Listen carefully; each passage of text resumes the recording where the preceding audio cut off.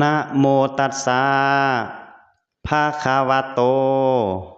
อะระหะโตสัมมาสัมพุทธัสสะสาธุพุทธคุณังธัมมะคุณังสังฆคุณังพุทโธเมนาโธธัมโมเมนาโธสังโฆเมนาโธพุทธรัตนะไตยังสารนังคัจฉามิธัมมรัตนะไตยังสารนังคัจฉามิสังฆรัตนะไตยังสารนังคัจฉามิพุทโธมุลละโหคุณพระพุทธเจ้าเป็นที่พึ่งของเฮาธัมโมมุลละโหคุณพระธรรมเจ้าเป็นที่ระลึกของเฮาสังโฆมุลละโหคุณพระสังฆเจ้าเป็นที่เคารพของเฮาอนาคเตกาเลพวกหมู่ข้าน้อยทั้งหลายมีใจเลื่อมใสยินดีในทานทานให้ของมีเข้าบินดีบาตกับทางภัตตาหารและเครื่องบริวารทั้งหลายเหล่านี้ขอจงเป็นวัตถุทานอันบริสุทธิ์ถึงความสิ้นไปแห่งอาสวะกิเลสเครื่องดองสันดาน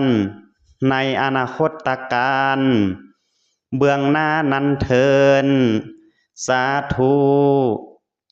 สุทธินังวัตตเมทานังทานังเมปาลิสุทธังอาสวะขญาวหังนิพพานาปัจจโยโหตุทูติยัมปีตาติยัมปีสุทธินังวัตตเมทานังทานังเมปาลิสุทธังอาสวะขญาวหังนิพพานาปัจจโยโหตุสาธุส่วนบุญกุศลทั้งหลายเหล่านี้พวกหมู่ข้าน้อยขออุทิศไปให้แด่ผู้ที่มีพระคุณและสรรพสัตว์ทั้งหลายเบื้องบนแต่พรหมโลกลงมาเบื้องต่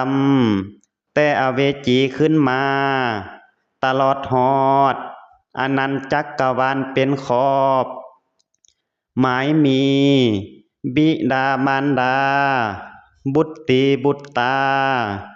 สามีภรรยาญาติกาวงศาผู้อุปสาอาจารย์เป็นตนขอจงสวนกันมาฮับเอาของทานทั้งหลายเหล่านี้ที่พวกหมู่ข้าน้อยได้อุทิศไปให้เหมือนดังตน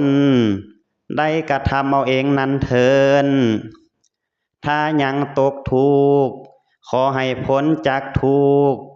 ถ้าถึงสุขแล้วขอให้สุขยิ่งขึ้นไปตราบต่อเท่าเข้าสู่นิพพานในอนาคตการเบื้องหน้านั้นเถินสาธุอิมัตสมิงทาเนอิมานีอิมังบินดิปตังปาลิขาลังนานาวันนัง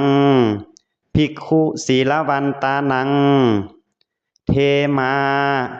อัมมหากังหิตายาสุขาญาข้าแต่พระสงฆ์ผู้เจริญพวกหมู่ข้าน้อยทั้งหลายขอน้อมถวายเข้าบินดีบาตกับทางภัตตาหารและเครื่องปริฆานทั้งหลายเหล่านี้ให้แก่พระภิกขุสงฆ์พระภิกขุสงฆ์จงหาบ เพื่อความสุขและประโยชน์แก่พวกหมู่ข้าน้อย